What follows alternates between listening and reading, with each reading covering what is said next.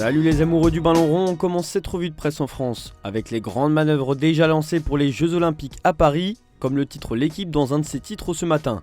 A commencer par Emmanuel Macron qui tente le tout pour que Kylian Mbappé puisse participer au JO. Il a rencontré Florentino Pérez lors d'un dîner à l'Elysée. Au Real, on explique que le président du Real Madrid ne veut pas faire de cadeau à Macron. Le média cite néanmoins une source proche du dossier qui explique que les portes ne sont pas fermées. Le Real Madrid ne ferme donc pas la porte à 100%. Touche d'espoir, titre le journal dans ses pages intérieures. Pour parler de la mission délicate de Thierry Henry, il dévoilera une liste élargie de joueurs retenus pour les JO la semaine prochaine. En attendant, les discussions avec les clubs français se poursuivent. Ça s'annonce compliqué pour avoir tous les joueurs qu'ils souhaitent. Bradley Barcola et Warren Zaïre-Emery ne devraient pas être lâchés par le PSG puisque les deux joueurs joueront déjà pour l'Euro. De son côté, Achraf Hakimi pourrait y participer avec le Maroc puisque le PSG ne devrait pas s'y opposer avec un joueur dont l'avenir est un enjeu à court terme, explique le journal L'Équipe. À quel poste le PSG veut-il recruter cet été ? Le Parisien se penche sur le club de la capitale qui veut se renforcer à toutes les lignes. Gardien, défenseur central, milieu défensif, ailier gauche. Les noms de Leny Yoro, Kvaratskhelia et Xavi Simons sont les dossiers prioritaires de la capitale. Affaire à suivre. Ils ont marché sur la lune. Alors qu'ils avaient le match en main face au Paris FC, les joueurs de Rodez ont dû passer par une séance de tir au but au dénouement incroyable. Ils iront défier Saint-Etienne vendredi pour une place en barrage d'accession en Ligue 1 face à Metz. On part en Angleterre désormais avec le départ de Mauricio Pochettino de Chelsea. Le Times placarde sobrement « Pochettino part de Chelsea ». Pour le média, ce départ, c'est la victoire de la stupidité. L'entraîneur est néanmoins pisté par Manchester United et le Bayern Munich. Pochettino out, titre The Guardian. Chelsea s'intéresse à McKenna pour la suite. Le média anglais parle d'un Pochettino qui a payé le prix pour faire basculer le bateau de Boehly. La grande erreur de l'Argentin a été de ne pas se rendre compte que Chelsea n'est pas conditionné pour servir un manager dans les meilleures conditions. Je suis out, affiche le Daily Mirror. Après une saison et 400 millions d'euros dépensés dans différents joueurs, les Blues disent bye bye à Pochettino. Dans ce même journal, on s'intéresse aussi à Ederson, le gardien de Manchester City. Le Brésilien a sûrement déjà joué son dernier match avec les Citizens. On dirait que Ed va partir, explique le Daily Mail. Les dirigeants craignent que le gardien de but soit prêt à passer à autre chose. Après 7 ans au club, la lucrative Saudi Pro League étant sa destination la plus probable.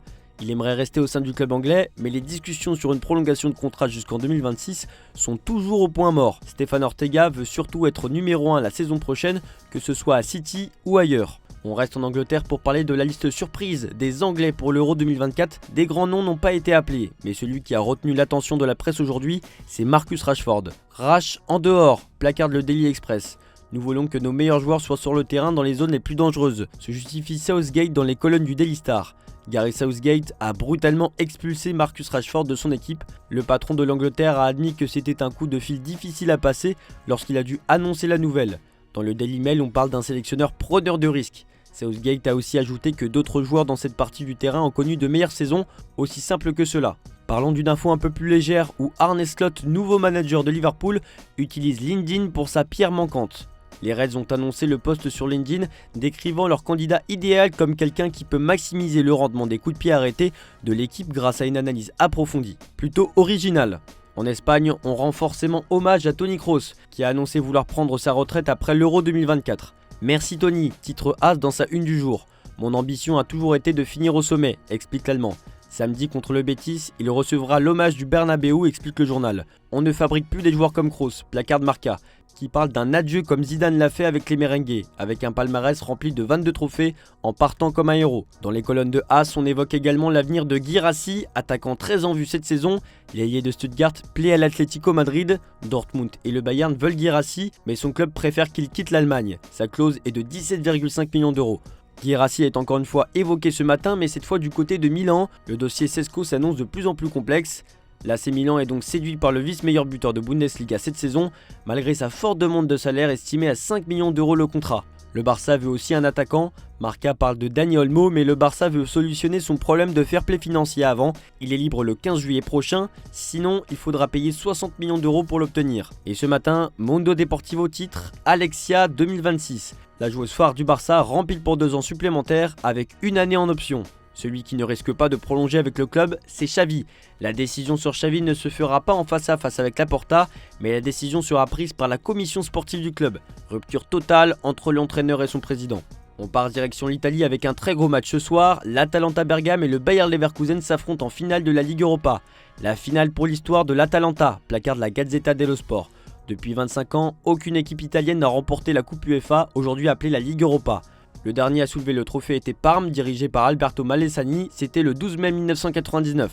Le quotidien en papier rose met en avant un duel de choc, l'attaquant Scamacca face à Jonathan Tah. Ce matin, on parle aussi de l'Inter Milan qui change de propriétaire. Comme prévu, les Américains d'Oaktree prennent le relais, puisque Suning n'a pas remboursé la dette de 380 millions d'euros. Adieu le roux chinois et bonjour oncle Sam, affiche le média. On termine cette revue de presse en Allemagne. Le Bayern Munich est encore et toujours en quête d'entraîneur pour remplacer Thomas Tuchel. Dans AB Zeitung, on parle des noms impensables qui sont rattachés au Bayern en ce moment. La première solution était Xabi Alonso, mais les Munichois se retrouvent maintenant avec deux entraîneurs de Première Ligue qui ne font pas partie du gratin des meilleurs entraîneurs, Vincent Kompany et Thomas Frank. Selon Sky, le Bayern a déjà eu des discussions initiales avec Kompany. Ce matin, Bild parle tout de même de Toni Kroos. Sa décision n'affecte pas l'Euro. Une chose est claire, Toni sera en forme à l'Euro, explique la légende Rudi Völler dans le quotidien.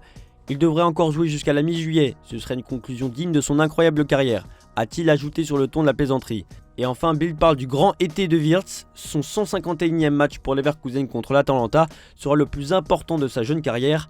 L'international Florian Wirtz devrait mener le nouveau champion à la victoire de la Ligue Europa aujourd'hui, explique Bild optimiste. Voilà, c'est tout pour aujourd'hui, bonne journée à tous, merci de votre fidélité, on se retrouve en fin d'après-midi pour le JT Foot Mercato.